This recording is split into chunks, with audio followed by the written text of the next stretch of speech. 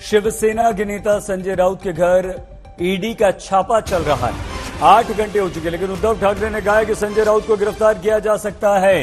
ED की कार्रवाई पर महाराष्ट्र के पूर्व मुख्यमंत्री उद्धव ठाकरे बोले हैं और उन्होंने ये आशंका जताई है कि संजय राउत को गिरफ्तार कर सकती है ईडी, साजिश कर रही है ईडी।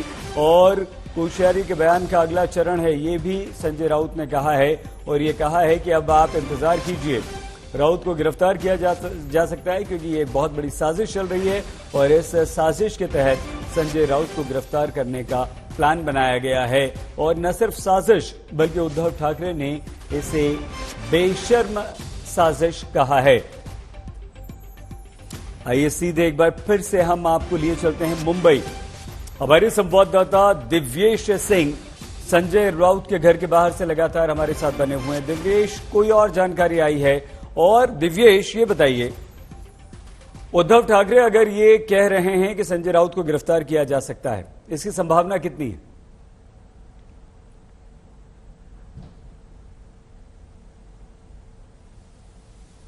अक्सर कभी भी किसी भी क्षण संजय राउत को अपने दफ्तर ले जाएंगे और हो सकता है कि आज उन्हें अरेस्ट भी कर लिया जाए। इससे पहले संजय राउत की प्रॉपर्टीज प्रोविजनली अटैच की गई थी, उन्हें जब्त किया गया था ईडी द्वारा। अप्रैल के महीने में जो जमीनें संजय राउत की पत्नी के नाम पर थी, जिन लोगों ने वो जमीनें बेची थी उनकी स्टेटमेंट रिकॉर्ड की गई। उन्होंने ये बताया कि उन्हें कैश में पैसे दिए गए थे। जो दूसरी ओनर है उसी जमीन की, स्वप्ना पाटकर, वो विटनेस है इस केस में, उनसे पूछताछ की गई। उन्होंने भी यही बताया था कि सारे पैसे जो जमीन की खरीद के लिए दिए गए थे। दिव्येश, हम आपको बीच में यहाँ पर रोक रहे हैं। कोई बड़ी खबर के साथ इस वक्त साहिल जोशी हमारे संवाददाता जुड़ गए हैं। कोई जानकारी मिली है साहिल को? साहिल, बताइए प्लीज। देखिए, उद्धव ठाकरे ने थोड़ी देर पहले एक स्टेटमेंट दिया है। उद्धव ठाकरे अपने शिवसैनिकों के सामने अपनी बात रख रहे थे और उसमें उन्होंने कहा है कि जिस तरीके से निर्लज्जता की सारी हदें पार करके संजय राउत पर कार्रवाई की जा रही है, संजय राउत शिवसेना के लिए आवाज उठा रहे थे और इसके वजह से उन पर यह कार्रवाई की जा रही है। दूसरी बात उन्होंने कही है कि कल जो महाराष्ट्र के राज्यपाल भगत सिंह कोश्यारी ने जो स्टेटमेंट दिया था और उस स्टेटमेंट के तहत उन्होंने कहा था कि उन्होंने उन पर जो आरोप लगाए गए थे कि उन्होंने मराठी भाषियों का अपमान किया, आखिरकार बीजेपी को यह स्टेटमेंट देना पड़ा कि वो कोश्यारी के स्टेटमेंट से इत्तेफाक नहीं रखते। उस स्टेटमेंट का आधार लेते हुए उद्धव ठाकरे कह रहे हैं कि अब संजय राउत पर जो कार्रवाई हो रही है वो उसका अगला चरण है, जिस शिवसेना को खत्म करने की साजिश है ताकि मराठी और हिंदुओं के लिए कोई आवाज ना उठा सके। संजय राउत की कार्रवाई पर यह पहला बयान उद्धव ठाकरे की तरफ से दिया गया। अगर उद्धव ठाकरे कह रहे हैं साहिल कि संजय राउत को गिरफ्तार किया जा सकता है, इसके पीछे कोई कारण, कोई आधार समझ में आता है? देखिए, जिस तरीके से संजय राउत के घर, क्योंकि संजय राउत को इससे पहले 1 जुलाई को संजय राउत ईडी के सामने पेश हुए थे, 10 घंटे उनकी पूछताछ हुई थी। उसके बाद उन्हें 20 जुलाई को समन दिया गया था। उस पर उन्होंने कहा कि पार्लियामेंट का सेशन चल रहा है, वो अटेंड कर रहे हैं, वो नहीं आ सकते। उसके बाद उन्हें 27 जुलाई को समन दिया गया और तब उन्होंने ईडी को कहा कि पार्लियामेंट का सेशन 7 अगस्त को 8 अगस्त को जब खत्म होगा उसके बाद वो ईडी के सामने पेश होंगे। लेकिन उससे पहले ही 31 जुलाई को 31 जुलाई को आज सुबह 7 बजे के करीब ईडी के अधिकारी उनके घर पहुंचे हैं। जिस तरीके से कार्रवाई चल रही है उन पर उद्धव ठाकरे का कहना है कि यह कार्रवाई इस तरीके से गलत है। इससे पहले भावना गवली जो शिवसेना की सांसद और अब शिंदे गुट की चीफ विप बन गई है लोकसभा के अंदर, उन्हें 5 बार समन दिया गया था लेकिन उसके बावजूद वो ईडी के सामने नहीं पेश हुई थी, लेकिन तब भी उन पर कोई कार्रवाई नहीं की गई। आज वो शिंदे गुट के साथ जाकर मिल गई है। संजय राउत शिंदे गुट के साथ नहीं मिले या फिर बाकी उन्होंने चीजें नहीं छोड़ी, सरकार पर और बीजेपी पर हमला किया, इसीलिए उन्हें टारगेट किया जा रहा है। इस तरीके की बात उद्धव ठाकरे कह रहे हैं और इसीलिए उनका कहना है कि ईडी की ये जो एक्शन है उनके मुताबिक ये जानबूझकर की गई और संजय राउत का बोलती बंद करने के लिए, बोलना बंद करने के लिए की गई एक्शन है, ऐसा उनका आरोप है। ठीक है, दिव्येश और साहिल दोनों हमारे साथ बने रहेंगे। दिव्येश के पास लिए चलते हैं क्योंकि संजय राउत के घर के बाहर वो मौजूद हैं। उधर उद्धव ठाकरे के संकट मोचक संजय राउत पर संकट के बादल आज मंडरा रहे हैं। दो नोटिस के बाद आज एनफोर्समेंट डायरेक्टोरेट की टीम खुद संजय राउत के घर पर है। सुबह 7 बजे से ईडी के 12 ऑफिसर सवाल दाग रहे हैं, छानबीन कर रहे हैं और संजय राउत इस बात पर अड़े हुए हैं कि संसद का सत्र जो कि 7 अगस्त को उन्होंने समय दिया है। घर आने की जरूरत आपको क्यों पड़ी? आप उसके बाद मेरे घर आते या मुझे बुलाते?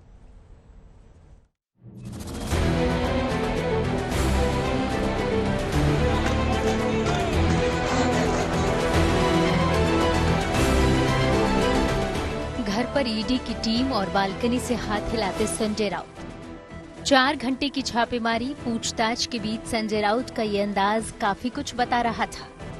वो मीडिया की ओर हाथ हिलाकर दिखाना चाह रहे थे कि ईडी के एक्शन से फर्क नहीं पड़ता।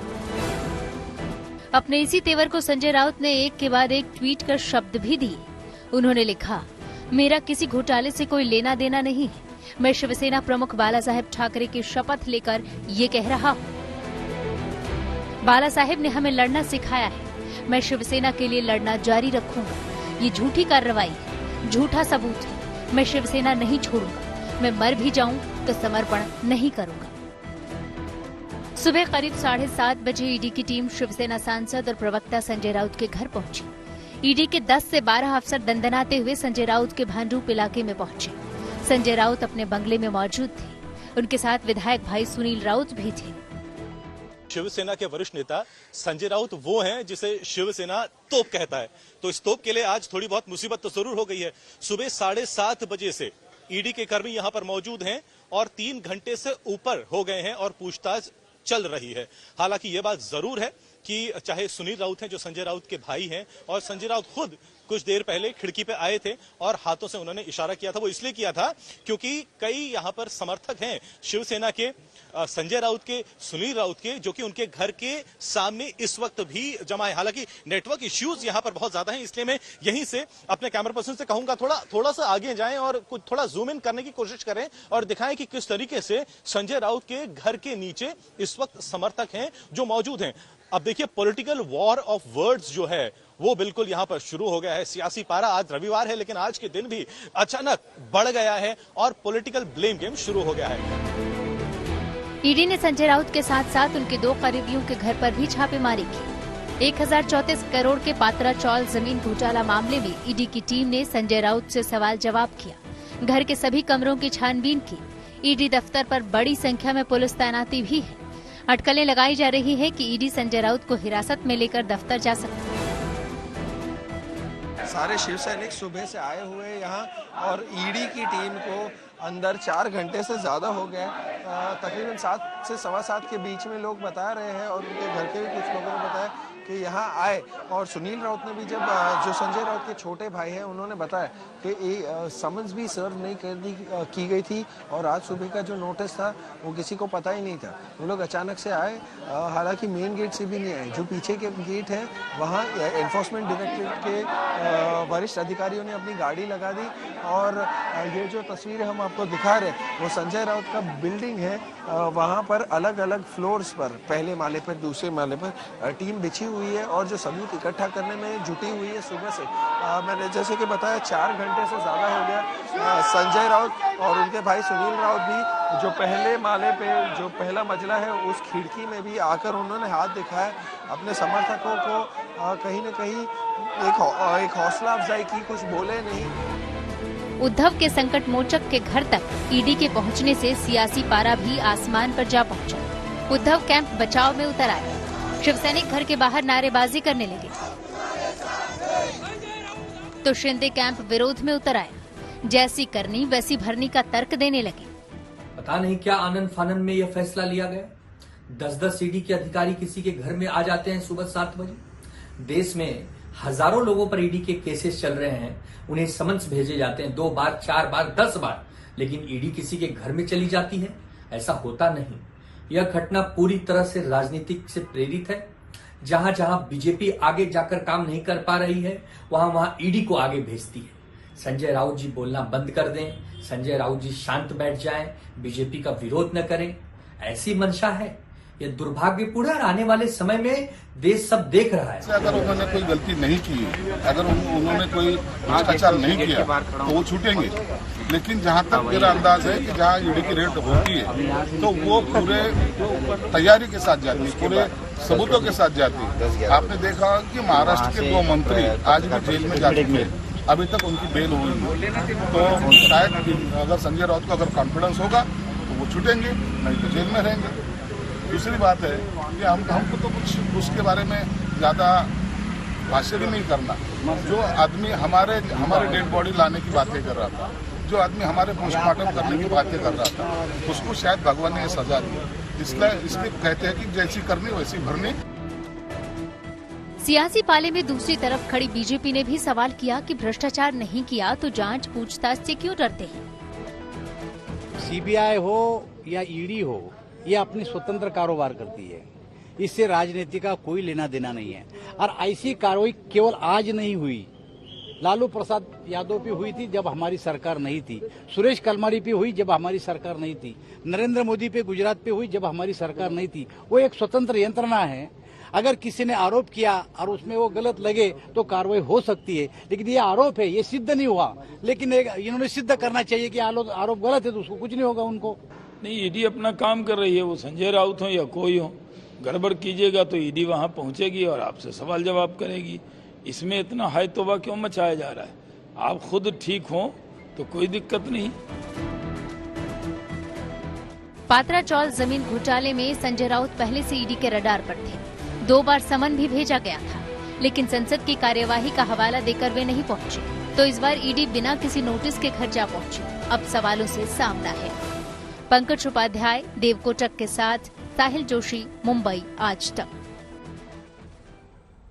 आइए सीधे हम आपको मुंबई लिए चलते हैं। संजय राउत के घर ईडी का छापा, वहां ईडी के ऑफिसर अंदर हैं और बाहर हमारे संवाददाता दिव्येश मौजूद है। दिव्येश, क्या संजय राउत गिरफ्तार होंगे?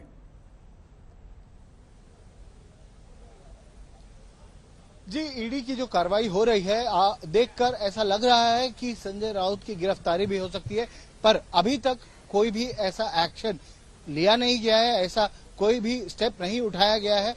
आपको बता दें कि अगर उदाहरण देना चाहें, नवाब मलिक जिन पर केस चल रहा था दाऊद इब्राहिम मामले में, और उन्हें भी उनके घर सवेरे 7 बजे ईडी की टीम पहुंची थी।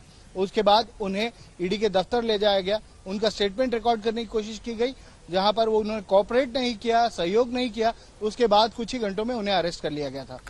अभी ईडी की टीम 8 घंटे से ज्यादा बीत चुके हैं, अभी भी संजय राउत के घर पर है, उनसे पूछताछ कर रही है, कुछ डॉक्यूमेंट्स भी खंगाले जा रहे हैं, उन्हें भी चेक किया जा रहा है।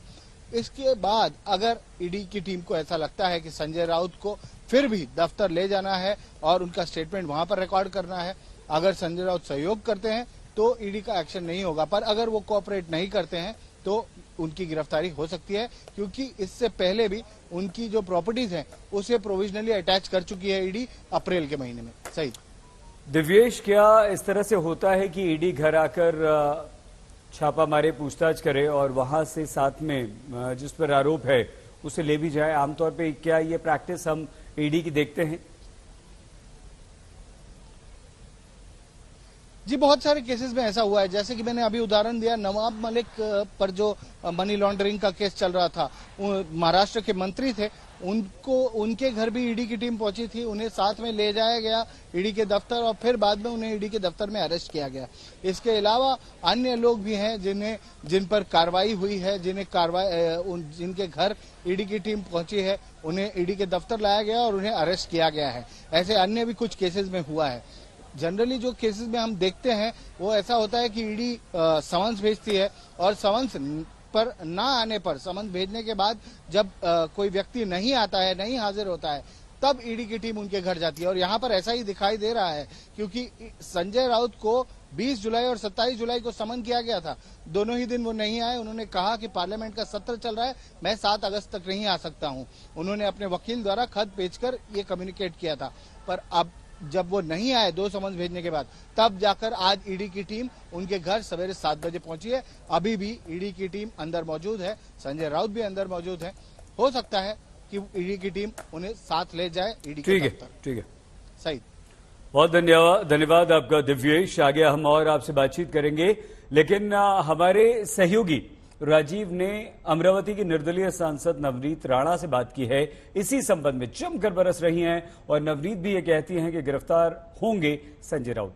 सुनिए। तो महाराष्ट्र में ईडी की कार्रवाई देखने को मिल रहे हैं। संजय राउत के आवास पर ईडी की टीम पहुंची हुई है और पिछले कई घंटों से वहां पर यह पूछताछ का सिलसिला जारी है। वो अपनी जांच आगे बढ़ा रहे, लेकिन इसी पर बातचीत करने के लिए हमारे साथ निर्दलीय सांसद नवनीत राणा जुड़ गए हैं। अमरावती से सांसद हैं। नवनीत जी, स्वागत है आपका। और पहला सवाल यही कि आप ऐसा क्यों कह रहे हैं कि जेल जाना होगा संजय राउत को, जबकि वो कह रहे हैं कि झूठे सबूत, झूठी कार्रवाई? मुझे लगता है चोर ये बता सकता है कि झूठी कार्रवाई है कि सच्ची कार्रवाई है। जिस तरीके से इतने दिनों से ईडी लगातार उन्हें नोटिस दे रही है, तो ये ईडी का जवाब देने के लिए ईडी ऑफिस में, कार्यालय में क्यों हाजिर नहीं हुए? क्यों पार्लियामेंट सेशन शुरू है उसका रीजन बताकर ये उसके पीछे छुप रहे हैं? क्यों हमारी पावर सत्ता चेंज हो रही है उसका रीजन बता के ये ईडी के ऑफिस में प्रेजेंट नहीं होते हैं? मुझे ये आंसर इनसे चाहिए कि एक सादा सुधा पत्रकार व्यक्ति अगर इतनी बड़ी संपत्ति जमा करता है तो उसका उत्तर ये डिपार्टमेंट को देना पड़ेगा। महाराष्ट्र के खून पसीने की कमाई, गरीब लोगों की, किसानों की कमाई, अगर कोई लीडर या कोई भी व्यक्ति मिसयूज वो पावर का और पैसे का करता है तो उसे इसका जवाब जरूर देना चाहिए और देना पड़ेगा। नवनीत जी, उन्होंने तो ट्वीट किया, कहा कि मैं तो बाला साहेब ठाकरे का एक सिपाही हूं, उन्होंने मुझे लड़ना सिखाया है और मैं लड़ूंगा। हम भी महाराष्ट्र में ही जन्म हुआ है हमारा भी, और हम भी छत्रपति शिवाजी महाराज के विचारधाराओं को लेके आगे बढ़ाने वाली एक युवक करके मैं आपको बता सकती हूँ कि हम भी उसी विषयों पे चलते हैं। हमारे छत्रपति जी यही सिखाते थे, जो अन्याय करता है, जो भ्रष्टाचार करता है, उसके विरोध में लड़ना चाहिए। और ये डिपार्टमेंट जो काम कर रही है, ये बहुत पहले ही इनको अरेस्ट कर लेना चाहिए था, क्योंकि पत्राचार का प्रकरण हो या अलीबाग का प्रकरण हो या एक सादा सुधा एडिटर जो न्यूज रिपोर्टर करके काम करता था पत्रकारी में, उनके पास इतनी अवैध संपत्ति कहां से आती है? अगर ईडी डिपार्टमेंट उनसे इंक्वायरी करती है, उन्होंने बताना चाहिए कौन सा चमत्कार हुआ है उनके साथ कि सडन ऑफ इतने बड़े आज न्यूज जो लोग इस डिपार्टमेंट में या पत्रकारी के क्षेत्र में काम करते हैं सर, उनके 2 वक्त में अच्छा खाना और उनके बच्चों को अच्छा स्कूल पढ़ाना बहुत मुश्किल होता है। हमारे अमरावती से एक पत्रकार ने कुछ महीने पहले, 2 महीने पहले, उन्होंने सुसाइड किया बिकॉज फाइनेंशियली क्राइसिस के रहते वो अपने घर को नहीं चला पाए। और ऐसे पत्रकार भी हैं जिनके पास अवैध संपत्तियों का, पैसों का और संपत्ति का भंडार उनके पास है, तो इनको आंसर जवाब तो पूछेंगे। संविधान सबसे बड़ा हमारे देश में, ना कि कोई पॉलिटिकल लीडर और कोई बिजनेसमैन, इसके सामने नहीं है। संविधान और नियम कायदे से हमारा देश चलता है, और इसको अगर वो गुनहगार हैं, अगर वो करप्टेड हैं, तो उन्हें जेल के पीछे भी जाना पड़ेगा, क्योंकि मेरे महाराष्ट्र के गरीब लोगों के पैसे अगर कोई मिसयूज करता है तो उसके विरोध में हम खड़े रहेंगे। उन्होंने कहा कि मैं कसम खाता हूं बाला साहेब ठाकरे की, उन्होंने ट्वीट किया और साथ साथ लिखा कि मेरा इस घोटाले से कोई लेना देना नहीं है। और आप जो आरोप लगा रहे हैं, कहीं ये पर्सनल टीस तो नहीं, व्यक्तिगत टीस तो नहीं है? क्योंकि हमने देखा कि हनुमान चालीसा का विवाद कितना लंबा खिंचा आपके साथ। मैं वही कह रही हूँ सर, जब मैंने हनुमान चालीसा पढ़ूंगी सिर्फ ये अनाउंस किया था, तो मेरे घर तक गुंडे भेजे इन्होंने, उद्धव ठाकरे जी ने और संजय राउत जी ने। तब इन्होंने पावर का मिसयूज नहीं किया।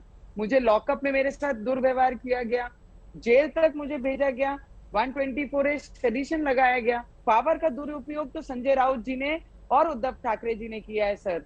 ये ईडी कोई भी पार्टी से अलायंस करके काम नहीं करती है। आज जो वो काम कर रही है वो देश के हित में काम कर रही है।